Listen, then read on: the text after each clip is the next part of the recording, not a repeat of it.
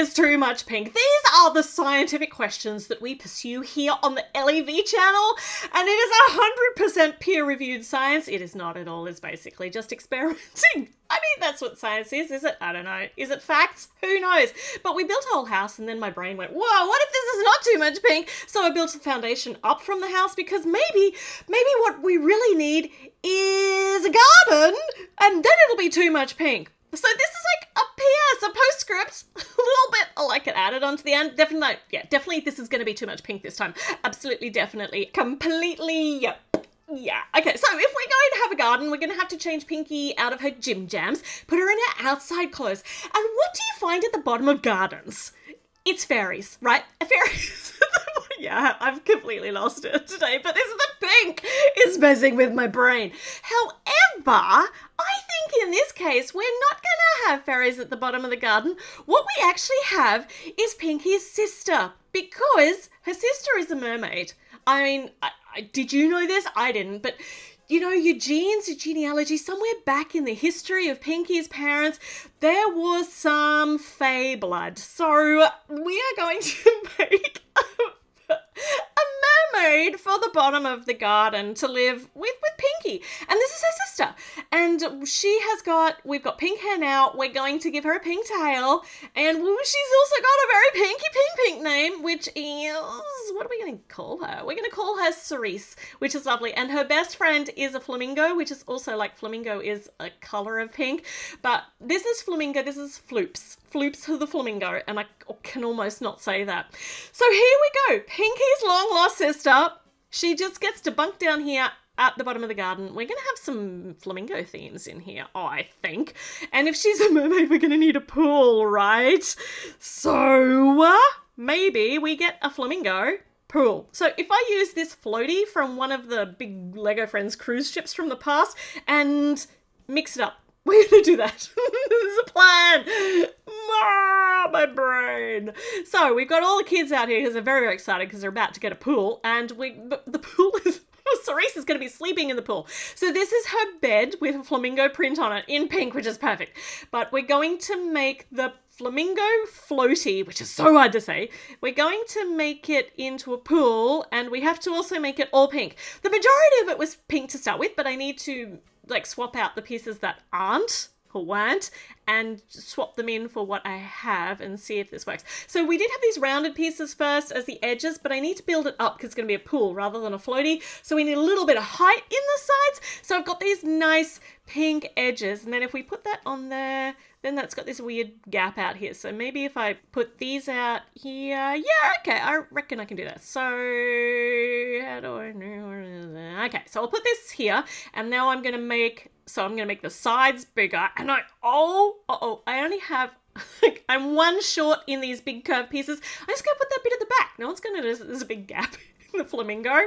He's lost some feathers around the back. It's fine. So we'll put our curvy bits around here. Now no one can tell that we've got a missing spot in the back. It's not structural, it's fine. So this is a bed and a pool. Perfect. For Cerise, the mermaid. Pinky's definite sister. So we need to make the flamingo face, and I've kind of followed the basic design for what it originally was like, but I had to swap some pieces out. Got some really cute little pink eyeballs here, and then we need to make the beaky bit to go over. And yeah, that works. There's a little bit of a gap, but it's fine. Okay, so we've got this is not structural, but it's when we do our too much builds, structure is secondary to the aesthetics. Okay, so we've got our tail feathers, and I'm putting these together exactly as they were in the instructions initially. Nice pink heart base plates to go on there to make the shape. Getting our quarter pipe pieces all the way around, facing them the correct way. So directionally challenged. And then I have to clip it on. So if I put this on there, then we've got a bar to attach it to. Nice. And then the side feather, the little wingery bits that go on the side. Wingery. That's not a word. What am I even... I don't know what's happening today. It's the pink. There's too much. So we've got our little side things, and now we've got basically the focal point of our backyard, which is this flamingo pool. It's flamingos and mermaids. It couldn't get any better. And it's pink. See, it did just get better. Okay, so this is not going to be attached to the house because it's just too hard. So let's we're just having fun.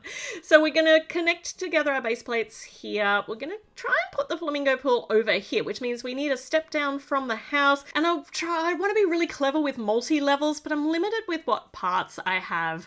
So we just got this kind of little decking area on one side, and then this should hopefully then create kind of steps going down. And these pink fern pieces, they're kind of a little bit fairy fantasy fae, and they work really nicely to poke out from underneath the decking. And then over here we're going to have the curved pieces, which will give the idea of a step. Yeah, okay. I'm stepping directly out from the kitchen. I feel like I should put a back door on and even a wall, but I'm not going to. So this is what we've got. So we're putting in some stepping stones, some nice light pink stepping stones, which will help tie all this in together and create a path, and a bit of pretty pink flower and foliage. Oh my gosh. Okay, and then this bit's gonna go down here. And let's get Floops in. Hey, you wanna try out? Yeah, I think that's a nice place for Floops to hang out.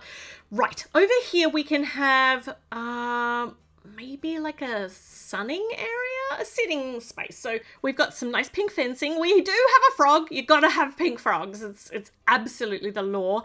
And then these coral pieces can double as foliage, like a little kind of flat shrub. Is that effective? I don't know. But it's fine. It's whatever I want it to be. And then this can be a step down over here. There's these big blaring gaps, but we'll fill them with some foliage. And then maybe up here a little flowery stool or a side table. And let's get our flamingo in, our pool in, and make sure we've got enough space for all this to happen. Some more stepping stones, just kind of ties everything in together, gives us kind of a path. And then we're going to need a ladder to get into this pool. So if we move it back a bit on my jumper stud, that should be, move it over one, I think. And then if I build this up a bit, we can put the ladder on and then build up just a bit more. We can have a little ramp to go into the pool. And the kids are in there with Auntie Cerise. They're perfectly safe because she's a mermaid. They're going to be absolutely fine. Now, over here on the deck area, let's create a deck chair, but an underwater themed one with a pink seashell. And we've got a perfect printed piece for this too. I mean, it's already got shells on it, it's got pink on it, and we can make some rounded curved arm and back pieces for our chair. Nice. Once again, this is really not terribly structural, but it's going to, it's going to serve its purpose, I think. So let's put this up back here on an angle. And to do that, I think I need to find a little, one of these little square things with the jumper stud. I can just attach it like that. And that's cool. That way, Cerise doesn't have to hang out in the water all the time. When she wants to come out, she can be out here up on the deck, and she can have a side table with a pretty flower in a vase. And the side table is also kind of flowery too. All right, this is looking very, very pretty. We've got some options. I think that we could pop some trees in, but can we do that in pink? So I've got a column here of pink round things, and I've got a flat screen TV and a ring mount. Which is in pink. And the ring mount actually slides up and down our column. So we can put the TV on it and slide it up and down to whatever height we want it to be to watch from the pool. And then this can actually double as a pink palm tree. Look at that. I love it. I love a multi-featured use. I love the fact that the ring actually attaches on there too. And then over to the side, we can create another little tree kind of thing with some more of these opalescent pink fern pieces. It's just pretty, and I think it will just fill out the area quite nicely. And sun safety is important. We've got some trees kind of shading the pool, but over here we need a sun umbrella. Thankfully in pink. We can pop that over here. Over the little deck chair. Okay, this is nuts, and it kind of doesn't tie in with the house, but maybe we can move it off to the side. I feel like it needs a little bit more landscaping or something, but for now, we've got a mermaid at the bottom of the garden, a pool, a deck area, all in pink. It's amazing what you can do with just one single colour, and we managed to keep it mermaid and flamingo themed the whole way through. Amazing. I love it. All right. I reckon we might be done with pink. Or are we? Could we make maybe a granny flat for some grandparents in pink? I don't know. I think that might be too much. I think that might break me. All right, let me know. Have we reached too much pink for science?